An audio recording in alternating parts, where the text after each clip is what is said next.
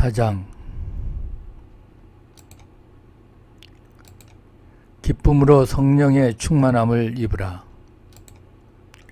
성령이 역사하자 막을 수 없는 능력이 흘러나왔다. 천국의 종은 쉬지 않고 울렸으며 하늘 진영에는 승리의 함성이 울려 퍼졌다. 1904년 리즈가 웨일즈에 돌아온 그 해는 대부흥의 해였다. 또한 그의 최근 경험도 이 부흥에 동참하기에 딱 들어맞는 것이었다. 그는 이렇게 말했다. 순식간에 온 나라가 불길에 임싸했다. 교회마다 뿌리부터 꿈틀거렸다. 강심장이라는 사람들이 회개의 눈물을 흘렸고 여자들은 새로운 열정으로 가득 찼다. 사람들은 오순절날처럼 성령으로 충만하였다. 밖에서는 이들을 보고 술 취한 사람들이라 했다. 그들은 예배 때마다 기도했고 찬양했고 간증했다. 이 교회의 부흥을 타고 도처의 그리스도인들은 우리는 보고 들은 것을 말하지 아니할 수가 없노라 하고 증거하는 증인들로 변화했다. 교회 안에서의 성령의 임재와 능력은 진정한 신자들이라면 늘 경험해왔다. 그러므로 그들이 한 일은 성령께서 임하시도록 구하는 것이 아니라 이미 임하고 계신 그분의 임재를 인정하는 것이며 곧 그분의 능력을 체험하는 것이었다. 그러나 그 일이 있기 전 종종 그들은 먼저 축복의 방해물들을 제거해달라는 기도를 드려야 했다. 불순종과 용서하지 않는 마음은 끊임없이 싸워야 할 두 가지 죄였다. 신자들은 성령의 역사에 대해 순종하고 그리스도에 대해 공개적으로 고백함으로써 복을 받았다. 일단 맨 처음 부를 찬송가만 알려주면 그 다음부터는 무의미 저절로 찬송을 이끌어갔다. 인도자가 없었지만 사람들은 보이지 않는 통솔자를 느낄 수 있었다. 설교자들은 말씀을 전하다가도 청중들이 찬송하고 기도를 드리면 종종 말을 중단해야만 했다. 그래도 어색한 느낌이나 단절 같은 것은 전혀 느껴지지 않았다. 모임에는 언제나 소음과 흥분과 감정이 있었다. 그러나 그것은 죄악의 굴레에서 자유를 얻은 사람들의 자연스러운 결과일 뿐이었다. 몇몇 사람들이 불평을 하자 어떤 나이 드신 설교자는 자기는 묘지의 침묵보다는 도시의 소음을 더 좋아하노라고 말했다. 오순절날과 같이 한 마음과 한 영이 된 신자들의 공동체를 통하여 성령께서 어떤 일을 하실 수 있는지가 이 대부흥을 통해 다시 입증되었다. 우리는 무디나 피니처럼 하나님께 온전히 드려진 전도자나 목사를 통하여 주님께서 놀라운 일을 행하신다는 사실을 거듭거듭 보아왔다. 그러나 이번 웨일즈 부흥에서는 성령의 능력이 전체 교회를 통해 나타났다. 교회를 굴복시키고 세상을 구원하라는 것이 이 부흥의 기조였다. 오직 한 가지 목적만이 있었으니 그것은 영혼의 구원이었다. 주님은 일찍이 한 사람의 죄인이 회개하면 하늘에서 천사들이 크게 기뻐한다고 말씀하셨다. 이들이야말로 수많은 회심자들을 인하여 교회 안에 커다란 기쁨이 있음을 간증할 수 있었다. 천국의 종은 쉬지 않고 울렸으며 진영에는 승리의 함성이 울려 퍼졌다. 성령이 역사하자 막을 수 없는 능력이 흘러나왔다. 온 회중이 다 깨어졌으며 사람들은 영혼의 고통 속에서 우리가 어찌해야 할 구원을 얻을꼬 하며 울부짖었다. 많은 무리가 죄를 정결케 하는 예수 그리스도의 보혈의 능력을 체험하였다. 부흥이 계속되어 교회 식구가 수천 명씩 불어나게 되면서 진짜 문제가 생겨났다. 회심자들을 양육할 교사가 부족했던 것이다. 이 점이 잘 채워지지 않는다면 대부흥의 가장 위험한 약점이 될 게 분명했다. 열기가 점점 식어가게 되면 이제 하나님의 말씀에 바탕을 두어 믿음을 뿌리내리는 법을 배우지 못한 채 단순히 감정에만 의존하는 사람들이 생겨날 것이었다. 이미 일부는 냉랭하고 무관심한 사람이 되어가고 있었다. 영적인 전투가 시작되었다. 비록 영적으로 어리기는 하지만 그래도 이번 대부흥에서 회심한 사람들보다는 조금 앞서 있다고 할 수 있는 리즈 하월즈가 중보자가 되고 교사가 되어 갓 태어난 아이들의 짐을 져주고 그들을 위해 기도하며 이끌어 줘야 했다. 그러나 리즈는 영혼의 대적이 얼마나 강력한 존재인지 곧 깨닫게 되었다. 또한 우리의 싸움은 혈과 육에 대한 것이 아니고 이 세상 어두움의 권세 잡은 자에 대한 것이며 따라서 육신의 무기를 가지고 싸울 수 없음을 알게 되었다. 그들에게는 아직 받지 못한 그 무엇이 필요했다. 바로 성령의 능력이었다. 성령이 부음받아야 교회를 섬길 수가 있는 것이다. 리즈 하월즈는 후에 이렇게 말했다. 성령께서 이 악한 세상을 살고 있는 성도들을 위하여 중보기도를 하시듯이 성령 충만한 신자들 역시 그 기도에 동참해야 한다. 아무튼 리즈와 그 밖의 다른 사람들은 누구보다 자신들이 충만해져야 한다고 느꼈다. 리즈는 개인적으로는 주님 안에서 발견한 기쁨과 만족이 조금도 모자람이 없었다. 그러나 그는 남을 섬기는 능력의 비밀에 대해서는 아직 몰랐다. 그는 이렇게 말했다. 초심자들이 믿음을 저버리면 대부분의 그리스도인들은 그들을 비난한다. 하지만 우리는 그 비난의 화살을 자신에게로 돌렸다. 우리부터가 기도를 통하여 그들의 믿음의 승리를 얻을 수 있도록 해주지 못했기 때문이다. 저기 와서 초심자들을 밀가부르듯 하는데 그것을 빤히 보면서도 손 하나 쓰지 못하고 있다니 그것은 정말 비극이었다. 우리는 위로부터 오는 능력을 덧입어야 했다. 그때 우리 상황은 제자들이 처한 상황과 똑같았다. 주께서는 그들에게 능력이 임할 때까지 머물라고 말씀하셨다. 그 다음 기록은 이렇게 이어진다. 저희가 그에게 경배하고 큰 기쁨으로 예루살렘에 돌아가 그들은 능력을 경험하기 전에 이미 기쁨을 누렸다. 그러니까 기쁨은 성령의 능력을 입은 것에 대한 증거가 아니었다. 우리 역시 대부흥을 통하여 그와 똑같은 기쁨을 맛보았다. 부활의 주님을 알고 영생의 확신을 얻게 되자 말할 수 없는 기쁨이 솟아났다. 그러나 그와 동시에 우리는 섬김을 위한 능력이 얼마나 부족한지도 절감하고 있었다. 5장 우리 몸을 성전 삼으신다. 성령께서 영원히 거하시고자 내 안에 들어오셨다. 그분이 내 머리 위에 사랑의 길을 들고 나를 데리고 잔치집으로 들어가는 것 같은 기분이었다. 리즈는 다시 웨일즈의 고향집으로 돌아와 인근 광산에 취업했다. 계곡에서 3km 떨어진 것이었는데 거기서 지하 갱숙에 들어가 석탄 채굴하는 일을 했다. 워낙 힘들어 남들은 되도록 피하는 일이었다. 여가 시간은 대부흥을 위한 활동으로 보냈다. 그러나 영적 필요에 대한 갈급함은 일터에 있을 때에도 계속해서 커갔다. 1906년 많은 무리의 사람들이 여름 휴가를 특별하게 보내기로 뜻을 모았다. 즉 랜드 린다즈 웰즈 사경회에 참석해 전적으로 주님을 구하는 시간을 갖기로 한 것이다. 이 사경회는 잉글랜드의 캐잭 사경회에 해당하는 것으로서 더욱 깊이 있는 영적 생활을 위해 마련되었다. 이 자리는 거듭난 체험 이후 리즈 하월드 일생에서 가장 혁신적인 사건이었다. 그곳으로 가기 얼마 전에 브리너맨에서 열린 한 모임에 참석했다. 한 젊은 여성이 로마서 8장 26절에 30절을 읽고 있었다. 글 읽기가 서툰지 그녀는 아주 느리게 한자 한자 또박하게 또박 읽었다. 덕분에 단어 하나에 마음이 깊이 와닿았다. 미리 정하시고 의롭다 하시고 영화롭게 하셨느니라. 말씀을 들으면서 리즈는 생각했다. 나는 하나님의 예지에 의해 내가 미리 정해져 있는 것과 또 의롭게 되었다는 것은 안 된다 한다. 그러나 나는 영화롭게 되었는가? 생각이 복잡해지면서 마음속 계속 의문이 생겨났다. 영화롭게 된다는 것은 무슨 뜻일까? 이후 리즈는 린다드로 가는 기차에 몸을 실었다. 마음은 아직도 그런 생각으로 가득 차 있었다. 그때 리즈에게 다음같이 말하는 목소리가 들려왔다. 돌아올 때는 새 사람이 되어 있을 것이다. 하지만 저는 이미 새 사람입니다. 리즈는 항변하듯 말했다. 그러자 대답이 들려왔다. 아니다. 너는 아직 어린아이다. 사경의 첫날 아침 설교자는 에반 홉킨스 목사였다. 본문은 에베소서 2장 1절에서 6절이었다. 허물로 죽은 우리를 그리스도와 함께 살리셨고 또 함께 일으키사 그리스도 예수 안에서 함께 하늘에 앉히시니 부활 후에 제자들에게 나타나셨던 분은 바로 죽음에서 다시 살아나신 주님이셨다. 또 성령께서 오셔서 아버지의 오른편으로 높이 놀라운 주님을 계시해 주셨다. 이런 이야기를 한 뒤 홉킨스 목사는 다음같이 질문을 던졌다. 여러분은 그리스도와 함께 새 생명을 얻었습니까? 여러분은 함께 일으킴을 받아 저 하늘에 그분과 함께 앉아 계십니까? 리즈는 심중에서 이렇게 대답했다. 그래, 나는 내가 내 새 생명을 받았다는 것을 알아. 하지만 나는 아직 그리스도와 함께 일으킴을 받아 능력이 자리에 가 있지는 못해. 그런 생각을 하는 순간 그는 영화롭게 되신 주님을 보았다. 십자가에 못 박히신 그리스도 그리고 부활하신 그리스도를 볼 때와 마찬가지로 그렇게 분명하게 나는 영화롭게 되신 그리스도를 보았다. 그때 기차 안에서 들었던 그 목소리가 나에게 이렇게 말했다. 너도 저 위에 그분과 함께 앉기를 원하느냐? 거기 내가 있을 자리가 있다.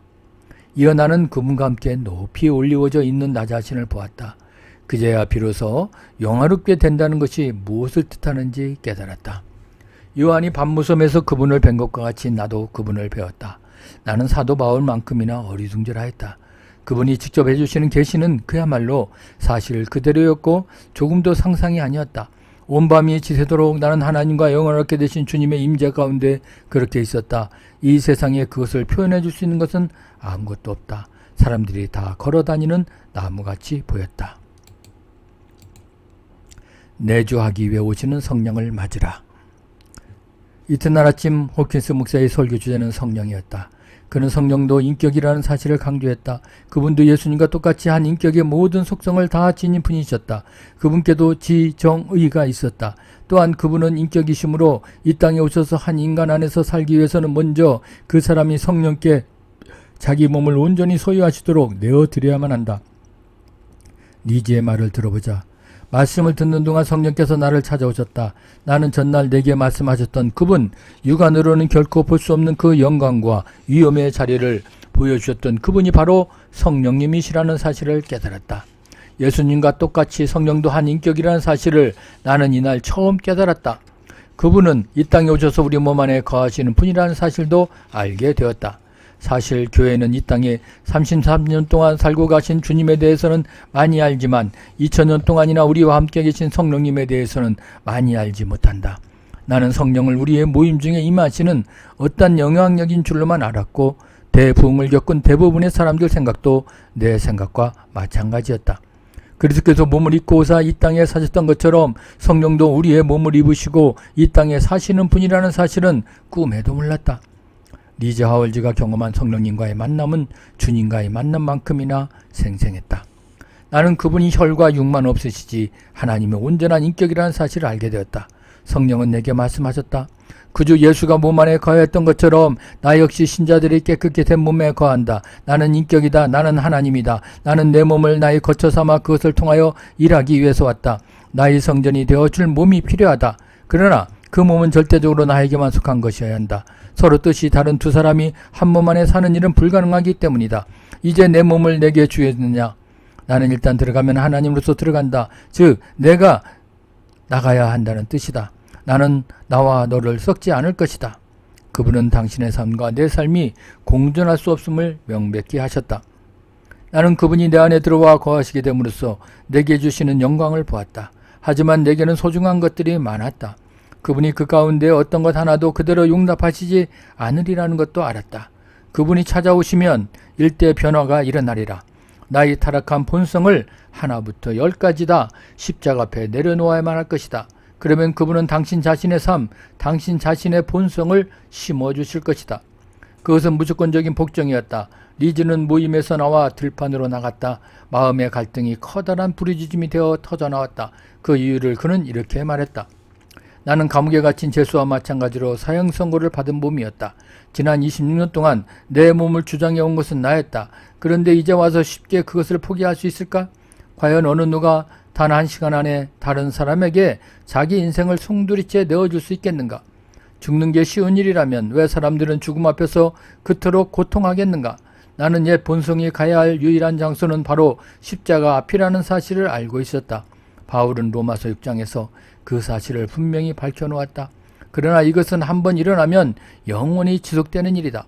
나는 아직 그것에 자신이 없었다. 물론 그렇게 하고 싶었지만 어떤 대가를 지불해야 하는지 두려웠다. 나는 며칠 동안 울었다. 몸무게가 3kg이나 빠졌다. 성령께서 내게 무엇을 제시하셨는지 분명히 알고 있었기 때문이다. 차라리 몰랐으면 좋았을 텐데 하고 얼마나 원했던가. 성령께서는 내게 계속 이것을 생각나게 해주셨다. 즉 지금 그분이 취하시려는 것은 내가 이미 주님께 약속했던 것이라는 사실이다. 단 그분은 부분이 아니라 전부를 원하셨다. 주님이 나를 위해 죽으셨고 내가 또한 그분 안에서 죽었기 때문에 이제 나의 새 생명은 내 것이 아니라 그분 것이라는 사실을 나는 알고 있었다. 그것은 내가 지난 3년 동안 이미 깨달은 사실이었다. 그러니까 성령은 당신의 것을 당신이 취하러 오신 셈이다. 나는 오직 성령만이 내 안에서 예수님의 삶과 같은 삶을 사실 수 있다는 것을 알고 있었다. 그분이 하신 말씀은 하나같이 다 맞는 말씀이었다. 문제는 그 말씀을 따를 때 생기는 손실을 어떻게 할 것이냐 하는 것이었다. 나는 한순간에 응답을 결정하지 않았다. 그분도 그것을 원하지 않았다. 결정을 내리는데 5일이 걸렸다. 리즈는 그 5일을 하나님께만 보냈다. 나는 이사야처럼 하나님의 거룩하심을 보았다. 그분을 뵙는 순간 나는 나의 타락한 본성을 보았다. 타락으로 붕괴되어 버린 죄된 본성이었다. 나는 밑바닥부터 죄악 덩어리였다. 나를 깨끗게 하실 분은 오직 하나님 한 분밖에 없었다. 성령과 나 사이에는 빛과 어둠만큼이나 본질적인 차이가 있었다. 그 주간에 겪었던 일은 이때껏 겪은 그 어떤 일보다 생생했다. 성령께서 계속하여 나를 다루셨다. 그분은 자아로 가득 찬 내 본성의 뿌리를 보여주셨다. 이제 죄는 용서받았다. 지금 성령께서 다루시는 것은 죄가 아니었다. 그것은 자아였고 타락이 빚어낸 산물이었다. 성령이 원하시는 것은 피상적인 굴복이 아니었다. 그분은 내 자아의 삶의 모든 부분마다 당신의 손가락을 갖다 대셨다. 나는 냉정하게 결단을 내려야만 했다. 성령은 내가 동의하기 전에는 아무것도 취할 수 없었다. 마침내 내가 동의하는 그 순간 불사름의 사건이 일어났다.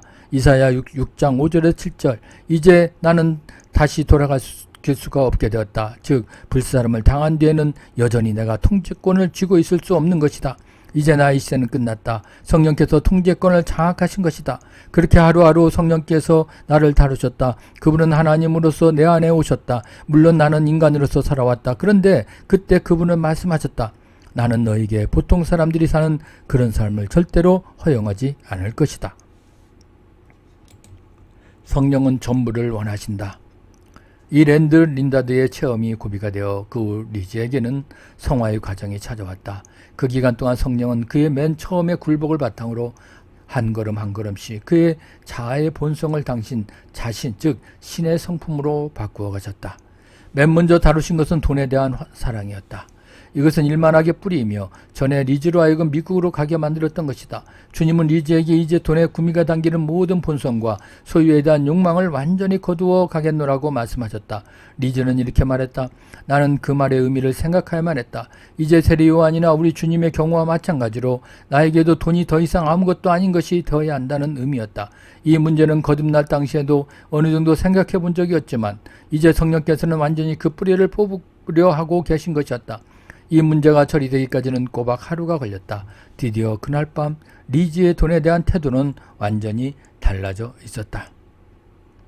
그 다음 리즈는 가정을 이루는 일에 있어서도 이제 자신에게는 전혀 선택권이 없다는 사실을 받아들였다. 나는 오직 한 사람만을 위하여 사는 것처럼 그 사람에게 내 인생을 얽매여서는 안 된다고 생각했다. 주께서 당신의 생명과 애정을 내어주신 것은 오직 한 사람만을 위하였던가? 잃어버린 바 된 이 세상 전부를 위해서 아니었던가? 성령님 역시 마찬가지 아니신가? 주님은 많은 시간을 들여서 내게 이 말씀이 의미하는 바를 정확히 가르쳐 주셨다. 즉 그분께서 나를 통해 사시고자 하는 삶은 이 세상을 위한 삶이라는 것이었다. 나는 기꺼이 그에 따를 것인가? 또 하나 다루어진 문제는 야망이라는 문제였다. 성령께서 들어오셨는데 어떻게 내 야망을 가질 수 있단 말인가? 주님은 리즈에게 그것을 이렇게 가르쳐 주셨다. 리즈가 어떤 고장에서 사역을 하고 있다고 하자. 그런데 그 고장에 대한 또 다른 사역 기관이 들어섰다. 만약 이 둘 사이에 갈등이 있고 또 그 고장에는 기관이 하나만 있는 것이 좋다고 한다면 거기를 떠나야 한다는 것은 바로 리즈의 기관이 되어야 한다는 것이다. 또 다른 경우를 생각해보자. 리즈와 어떤 사람이 나란히 똑같은 일자리를 얻고자 지원을 하고 있다. 그 경우 리즈는 다른 사람에게 그 자리를 양보해야 한다는 것이다. 만약 리즈가 하루에 12실링을 12실링을 벌고 있는데 부양가족이 있는 어떤 사람이 그보다 적은 돈을 벌고 있다면 성령은 리즈에게 그 일자리를 그 사람에게 내주라고 말씀하실 수도 있다. 리즈는 성령께서 이와 같은 방법으로 다른 사람들의 짐을 대신 져주시고 또 대신 고난당하시는 것을 많이 보았다. 그리고 이제 자신도 거기에 따를 마음의 준비가 되어 있었다. 다섯째 날에는 하나님께서 명성의 문제를 꺼내셨다. 성경에 나오는 성령 충만했던 사람들, 그 중에서도 특히 세례 요한에 대해서 묵상을 하는데 주님께서는 리즈에게 이렇게 말씀하셨다. 내가 요한을 통해서 살았던 그 삶을 너를 통해서도 살게 해다오. 약대의 털옷을 입고 광야에서 살았던 이 나실인 그런 삶을 살려면 그러한 삶이 현대에게는 어떤 모습을 띠게 될지 모르지만 단호한 결단이 있어야만 한다. 이에 대한 주님의 말씀은 이것이었다. 만일 내가 내 안에서 내 삶을 산다면 그리고 요한이 살았던 그러한 삶이 바로 내가 선택하는 삶이라면 너는 결코 나를 막을 수 없다. 주님께서도 멸시를 받으셨듯이 이제 리즈도 그와 똑같은 길을 기꺼이 받아들여야만 했다. 이렇게 하여 금요일 밤까지 한 가지 모두 다 이루어졌다. 리즈는 성령께서 자기에게 제시하시던 것이 무엇인지 분명히 알았다. 바로 일시적인 유익과 영원한 유익 중에서 하나를 선택하는 것이었다. 성령께서 이 문제를 다음같이 요약해 주셨다. 어떤 경우에도 나는 너에게 단 하나의 자아의 생각이라도 소중히 여기는 것을 절대로 허락하지 않겠다.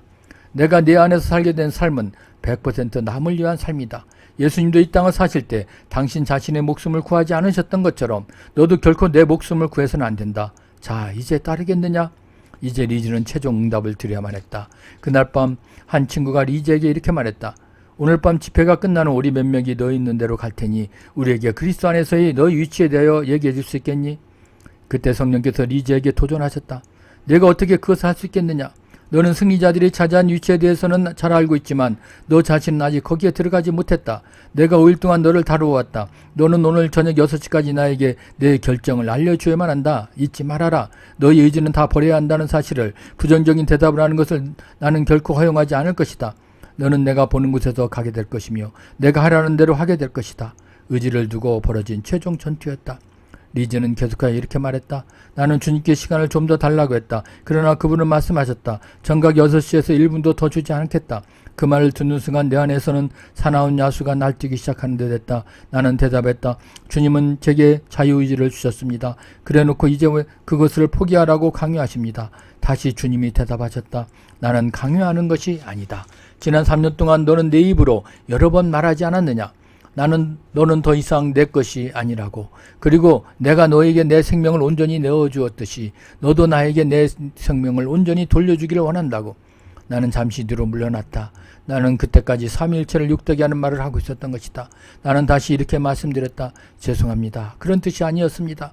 주님은 다시 말씀하셨다. 너는 지금 내 의지를 포기하라고 강요받고 있는 것이 아니다. 하지만 6시에 나는 너의 결정을 보고받겠다. 그 시간 이후로는 결코 기회가 다시 주어지지 않을 것이다. 그것은 나에게 주어진 마지막 기회였다. 나는 그 보좌를 보았다. 계시록 3장 21절에 그리고 영원히 이어지는 나의 모든 미래를 보았다. 나는 말했다. 용서해 주십시오. 그렇게 하겠습니다. 다시 한번 질문이 들려왔다. 정말 하겠느냐? 6시 10분 전이었다. 나는 하기를 원했지만 할 수가 없었다. 시험을 받고 있을 때면 마음이 날카로워지게 마련이다. 그때 성광과도 같은 이런 생각이 떠올랐다. 어떻게 자아가 자아를 포기할 수 있단 말이냐? 6시 5분 전이었다. 나는 그 마지막 5분이 두려웠다. 초침 움직이는 횟수를 다 셀 수 있을 정도였다. 그때 성령께서 다시 말씀하셨다. 내 힘으로 할 수 없거든 나에게 널 도울 수 있는 기회를 주겠느냐? 너는 정말 나를 따르기를 바라느냐? 그때 적이 속삭였다. 조심해라. 상대가 너보다 강할 경우에는 원하게 되기를 바라는 것이 바로 원하는 것과 똑같은 것이다.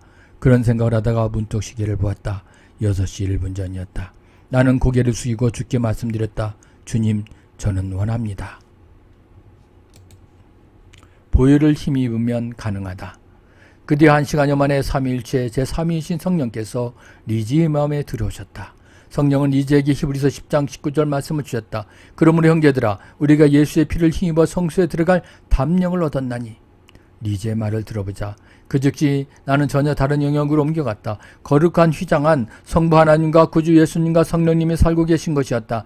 거기서 나는 하나님이 내게 말씀하시는 것을 들었다. 그 이후 지금까지 나는 거기서 살고 있다. 성령님은 한번 들어오시면 영원히 거기 거하신다. 주님의 보혈의 영광을 돌린다. 나는 은혜의 하나님께 끝없는 경배를 드렸다.